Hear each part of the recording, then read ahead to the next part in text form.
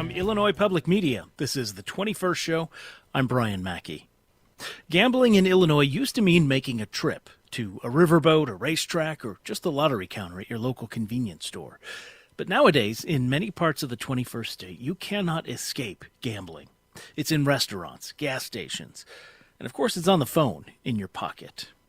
Illinois has leaned in like few other states, and it is collecting real money. The people placing those bets lost billions of dollars last year.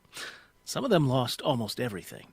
So for the first part of the show today, we're talking about what widespread legal gambling has done to Illinoisans and what the state is and is not doing in response. All this was the subject of a recent series called Addicted to Gambling in Illinois. It was a joint reporting project of Casey Toner with the Illinois Answers Project and Maggie Dougherty of Capital News Illinois. Maggie, welcome to the show. Casey, welcome back. Thanks for being here. Thanks, hey, Brian. Thanks for having us. And we are also joined today by a man who has lived this story from the inside.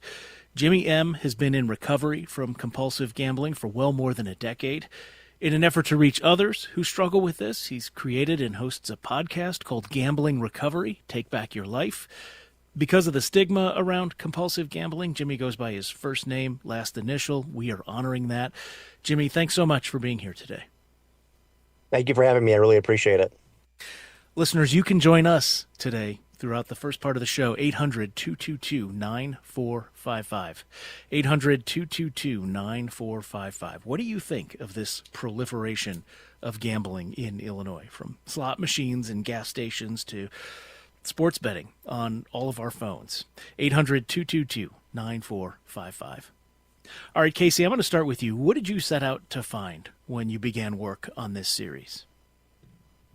Well, my interest is the impact of gambling on Illinois, because I'm 43 years old right now, and I think when I was maybe 9, the first casino pushed off the shores in Illinois. And now there are 17 casinos, 50,000 slot machines, the lottery, and sports gambling, which is ubiquitous.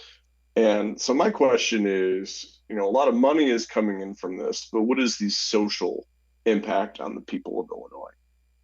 And that is a question that I feel like the state is going to be answering for decades to come. And let's talk a little bit more. So you mentioned the casinos pushing off. Give us the timeline history for people who are not steeped in this stuff. Casinos, video gambling, sports betting. Well, yes. As I mentioned, the first casino wasn't a land-based casino as we know them now. It was a riverboat casino. And it pushed off the shores in 1991 after Governor Jim Thompson legalized his riverboats. Over time, they went from the riverboat casino, which left shores and then came back, and you could only gamble during that time, the land-based casinos, which operate, at all hours. And those expanded. And then in 2012, Governor Quinn signed legislation that allowed for slot machines outside of casinos. So he basically brought the slot machines outside of the casinos and put them in bars, restaurants, laundromats, gas stations throughout Illinois. And right now there are about 50,000 slot machines in Illinois, and several thousand more are likely coming to the city of Chicago very soon. And then in 2020, the next evolution of gambling in Illinois happened. And that is when Illinois Governor J.B. Pritzker signed bipartisan legislation, that expanded the number of casinos to 17 and opened up the doors for sports betting.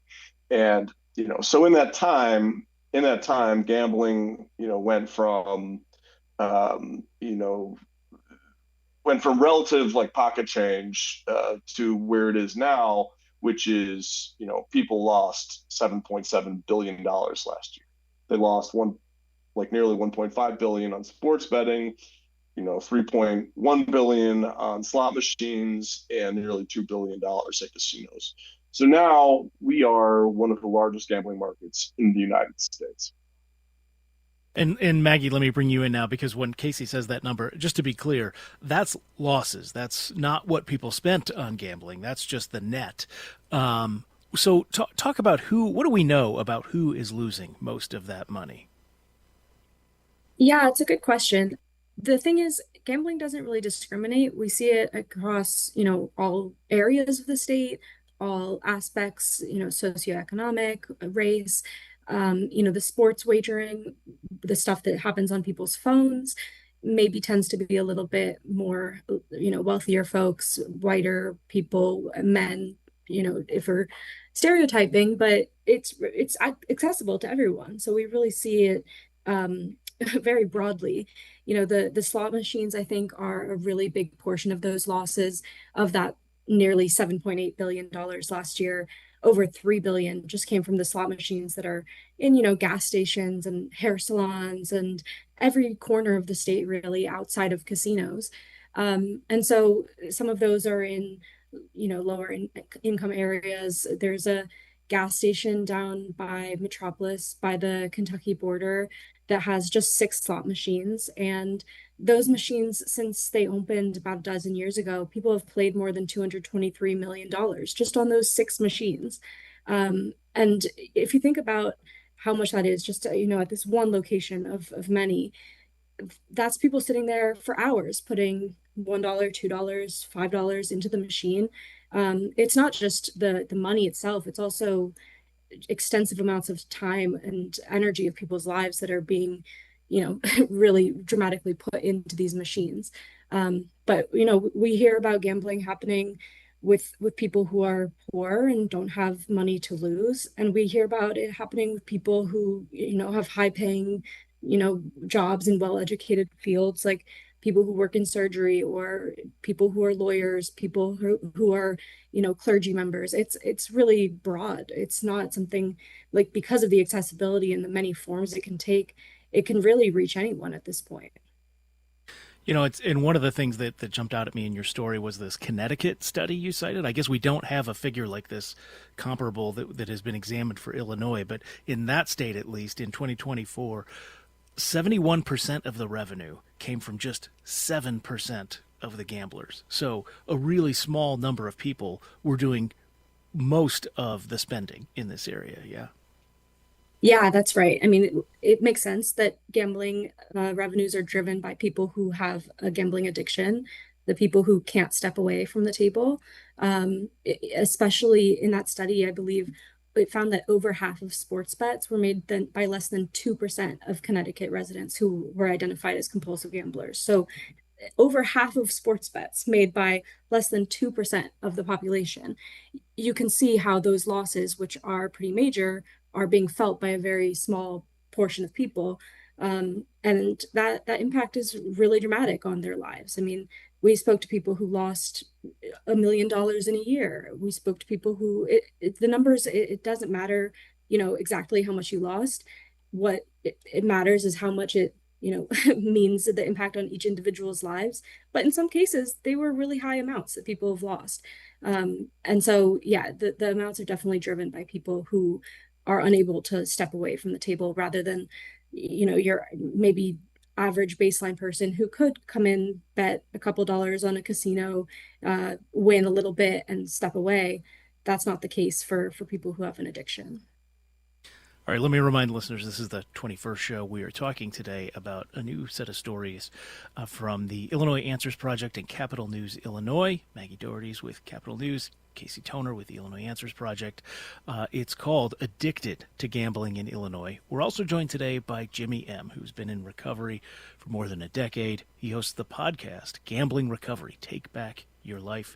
He is based in Chicago. Jimmy, you have lived what these reporters are describing. When we say, billions of dollars were lost last year, what do you hear that maybe the rest of us don't appreciate? Yeah, thanks again for having me. I really appreciate it. These conversations are really important, not only for the problem gambler, but for the families and loved ones who are also affected by the problem gambler too. I think that doesn't get talked about enough. I think a lot of people really think it's a disease that just controls the money, but it drains bank accounts, of course. But I think this is an emotional disease. It gradually changes the way a person thinks, feels, experiences life. There's anxiety, depression, shame, guilt. So I think that doesn't get talked about enough. People just think this is a financial disease, but really it destroys lives, it destroys families' lives, it affects everybody around us. And I think that needs to be talked about more too. You've described yourself as one of the elders in some of the Chicago, Gamblers Anonymous rooms. To the extent you're willing to talk about it, how did gambling start in your life? Yeah, for me, it started in my early teens. Grew up in a small Chicago neighborhood, Little Italy, and started out as something fun, something to kill time. Kind of moved on into high school with being introduced to illegal bookies, um, and from that point on, it really things just escalated and got worse and worse, and breaking down, crying to my parents, asking them for bailouts. And that happened throughout my 20s, all of my 20s. Um, then finally, in my early 20s, my mother recommended that I go to a Gamblers Anonymous meeting. So I went to my first meeting around 23 years old. Really liked it. Felt connected. I didn't feel judged. Um, I definitely was in the right place. But I didn't really connect to it. So it took me, the next 7 or 8 years of in and out of those rooms to really finally get it. But um, in those 7 or 8 years, my life just got gradually worse. Everything got worse. Um, my character got worse. My relationships got worse with everybody around me. It was destroying my family life. What did it? What? With Yeah, sorry. gambling, with problem. Go ahead. No, Go sorry, I ahead. didn't mean to interrupt you. Go ahead. Yeah, with problem gambling, it never stays the same, and it never gets better. It only gets worse.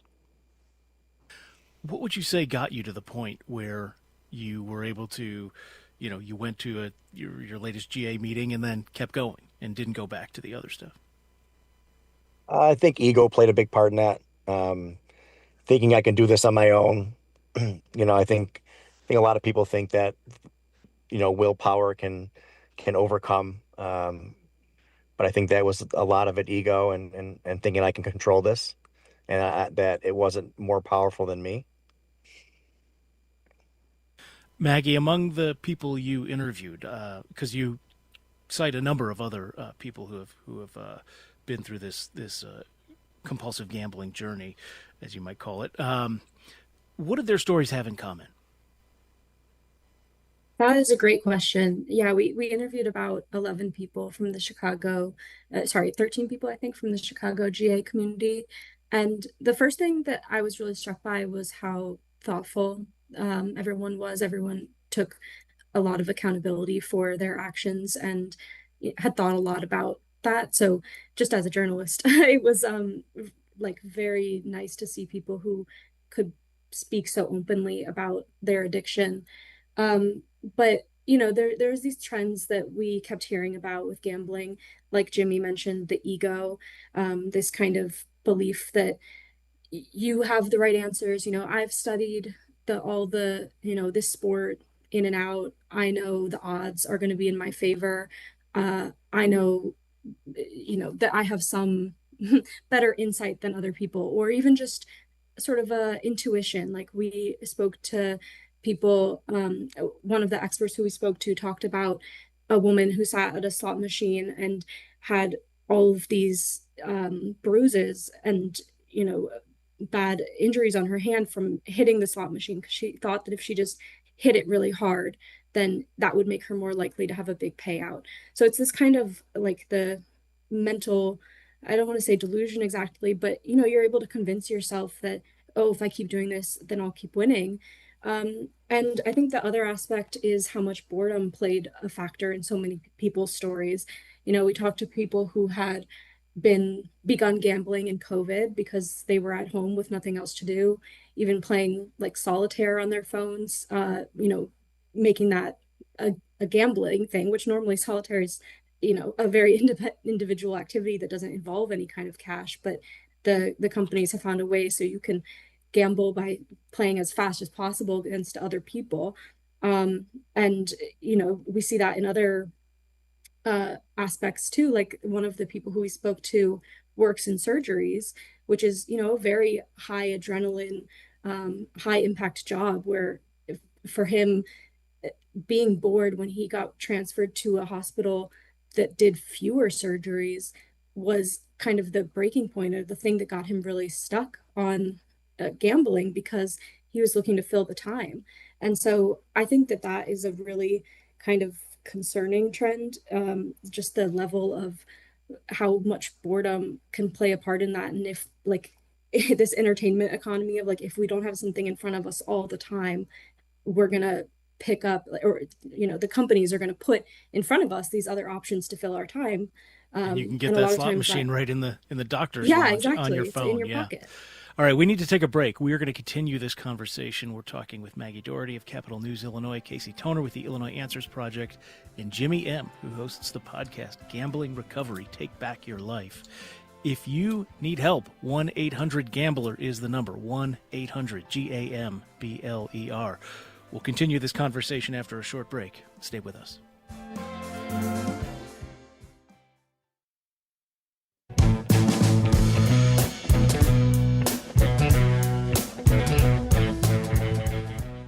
It's the 21st show. I'm Brian Mackey. We are talking about gambling in Illinois, and specifically addiction to gambling. There was a recent story called Addicted to Gambling in Illinois. It was a joint reporting project of the Illinois Answers Project, where Casey Toner is a reporter, and Capital News Illinois, where Maggie Dougherty is a reporter. We're also speaking today with Jimmy M., who's been in recovery for more than a decade and created, in order to reach other people who struggle with this, he created and hosts a podcast called Gambling Recovery, Take Back Your Life. If you want to join us, 800-222-9455. I want to share a few text messages we got from listeners this morning. Ben in Champaign says, I adopted a laissez-faire posture toward the widespread slot machine gambling when it launched, but now I think it's absolutely a public health crisis that causes more harm than the tax revenue is worth. I think the phone sports gambling is even more corrosive. Also, while sites like Kalshi and Polymarket brand themselves as prediction markets, they're just gambling sites that allow wagers on manipulable public events. All of it's terrible and needs to go, Ben says. Also heard from Jay in Elburn, who says, I'm reminded of a quote from the television series The Wire. We used to make things in this country, build things. Now all we do is put our hands in the next guy's pocket. Again, if you want to join us, 800-222-9455. Jimmy, I wonder about that. What is it like for you, somebody who is, you describe yourself, you say, I'm a compulsive gambler. I've been in recovery for, I think it's 14 years now. What is it like being in this world where there is now so much more access to this kind of stuff than there was when you entered recovery? I kind of categorize it as being sad. I think it's an all-out attack on society. Like we said earlier, the casinos are in our pockets now. We don't have to drive anywhere to go to a casino. We don't have to plan a big trip to Las Vegas for this big gambling trip. We could wake up at 3 in the morning and place a bet on Russian ping pong or Australian horse racing. It's in our faces so much, and it's very scary to see the advertisements, the manipulation, but not only just the advertisements, but now you're talking about AI and these gambling sites have over 90 different data points on the single bettor to try to reel them back in. So it's very manipulative, and I feel like they're attacking society. Jimmy, when you finally went, looking for help, what was there and what was lacking? What was there was compassion, love. No matter how many times I relapsed, the door was always open for me. No judgment, community. And what was lacking, I would say, when I came into the program over 20 years ago, there really wasn't a lot of younger people in the program. If you walked into a room and there was 30 people in there, you'd be surprised if there was two younger people. When I mean by younger, I mean, people in their like, early mid 20s, or even 30s. So the difference now, you're seeing because of the advertising, you're seeing a lot more younger people than ever before. And the problem with before was the younger people would come into these rooms, they would see people that were in their 50s and 60s, and they would think they would have nothing in common with them, which, and realistically, they have everything in common with them, but because of the age gap, they didn't think so. So now you're seeing more younger people in the program, and these newer members that are coming in, they're seeing the younger members, so it's helping them stick around a little bit more and feel more connected to the GA community. Casey, Toner, I was struck by your reporting that there was a $4 million marketing campaign, right? This is meant to get people to call that 1-800-GAMBLER number. It resulted in 3,200 treatment referrals. Now, 3,200, that sounds like a lot on one hand, but on the other hand, that's less than 1% of a conservative estimate of how many people struggle with compulsive gambling in Illinois. So what do you make of that? I think this is a thing that people aren't really quite recognizing yet, that gambling addiction is a problem and it's a harm. It's something that people haven't internalized. I spoke to the man that he's executive director of the Illinois Council on Problem Gambling, and I spoke to him at this gambling addiction conference that he helped set up. And one of the things he said to me, which is kind of stuck in my mind, is that someone who worked in marketing that's working with him now, basically they said they want to kind of create the slogan that is similar to designated driver, right? It's something that is immediate, that everyone understands, that can put it into people's consciousness. Because right now, I don't think that it is. Even though, any one of us, you'll go to a bar, and if there's a big game on, you will see mostly little groups of young men who are looking at their phones, who are scowling, right? And so the problem is there, but I don't think people quite understand what it means and what it looks like yet. Jimmy, what do you think about, like, what is a way, I mean, you've now been through this yourself, you've interviewed other people, for family members out there, is there something you would recommend as like, a better way to reach people? Or is this something people just have to come to on their own? How do you think about that? Yeah, I think it's, with gambling addiction, a lot of isolation, shame, guilt comes with that. So a lot of people don't want to reach out for help. I do think that um, the family members being a part of it or stepping up and trying to reach out for help play a huge part in the person's gambling problem. Because a lot of times, we don't like to talk about it. When we're going through the deep, dark addiction of it. And just there's just so much isolation with it. So I think the family members definitely need to step up a little bit more and be more involved. I've heard a few times that the family members would say, "Oh, well, this is their problem. They kind of have to figure it out on their own." I think that more people involved, the better it is. Whether you reach out to, social media accounts and asking for help, or you have to get to the point where you're desperate for some type of help. And the state does have this exclusion list for casinos. But Casey, I wonder if you can talk about, because this was part of your story as well, how that is maybe fallen down or not been up to the task of the slot machines that are everywhere that we've been talking about, and certainly the app-based, sports betting that's out there now.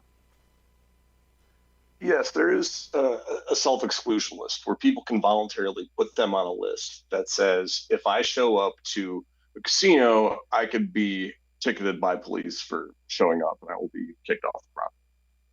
And there are some problems with this list. And one of the big problems, as we discussed in our story, is that you have to, in order to get on the list, for a lot of people, the closest place to go is a casino, right? So people who have the severe problem, have to go to the place where, they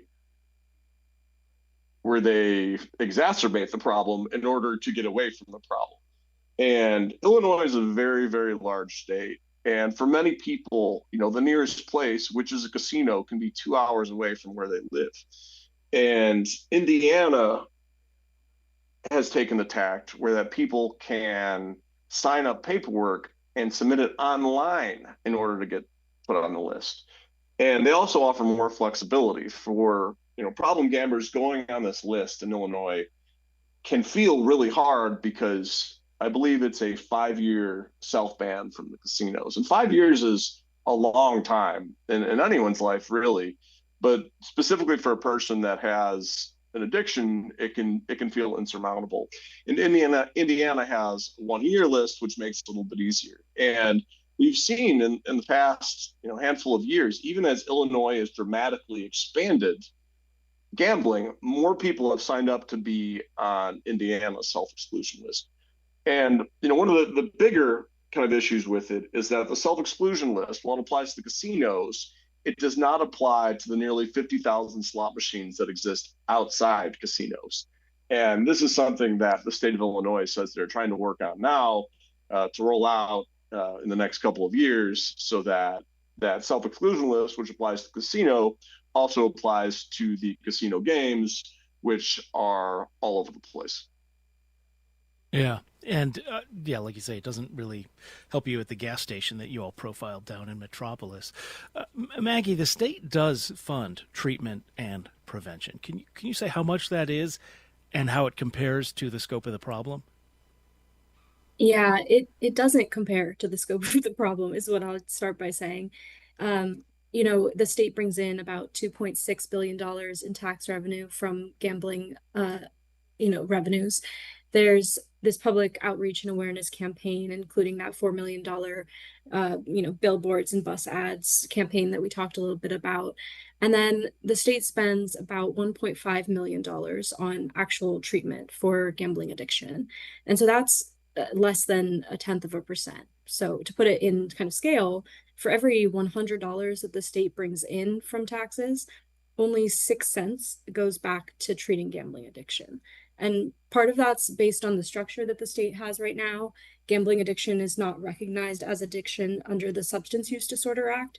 So it makes it really hard for people to get reimbursed for gambling treatment unless they have a coexisting addiction with alcohol or another substance that's recognized under that act. There's a bill on Governor Pritzker's desk right now, which would change that.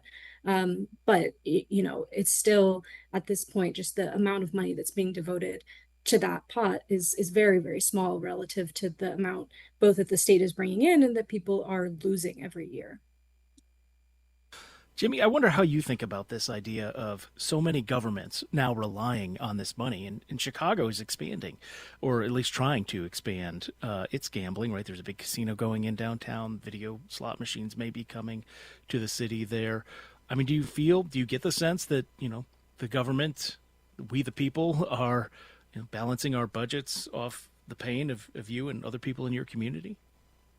100%. I think any opportunity, especially in Illinois, to put a tax on something or make extra money, I think it's just no question about it. They're just going to do it, and they're not really going to think of the consequences. And again, gambling addiction, a lot of people think it's just a financial disease, but what most people don't know is that gambling addiction has the most suicides out of any addiction. And also, 1 out of every 5 problem gamblers attempt suicide. So it's way more serious than the financials. And I think at this point, the government just sees an opening to make extra money, and they're gonna go all out and take whatever they can get. Let's say a state lawmaker were to listen to your show and sort of see the light, and they call you up and say, what can we do? What would you want to see Illinois government doing, Jimmy? I think definitely put more restrictions on the type of advertisement that's being put out there on social media, on during games, live betting during games. Um, I think the free bets that they're offering people. I think that'll help. I mean, there has to be some type of restrictions put in place, and right now we're not seeing any. And then also, it's the only 1.5 million for treatment for problem gambling, as opposed to the 2.6 billion revenue they've made. I think we need to ramp that 1.6 million up a lot more, because it's getting really serious. Casey, you were on the program earlier this year talking about these so-called prediction markets, and then Maggie, you just had a piece last week about one of them suing the state over these new fees and licensing requirements. Where is this going? And what is that? I guess, how do I distill this into a question we can answer in just a few minutes? What does that say? What does all that fight say about the future of possibly regulating gambling further in Illinois? And Maggie, I'll start with you. Yeah, so Kalshi did just sue the state of Illinois over the budget that passed recently because in the new budget, they've reclassified the Sports Wagering Act to include prediction markets. And the prediction markets and the federal regulators both think that this should be solely the domain of federal regulators because they consider prediction markets to be more like grain futures. The state of Illinois looks at prediction markets and says, well, you can make the same bets there that you can on DraftKings or FanDuel. So, we should really regulate you like a sports betting, like a sports book. And so I think it's a big legal challenge that we're going to have to see where it goes.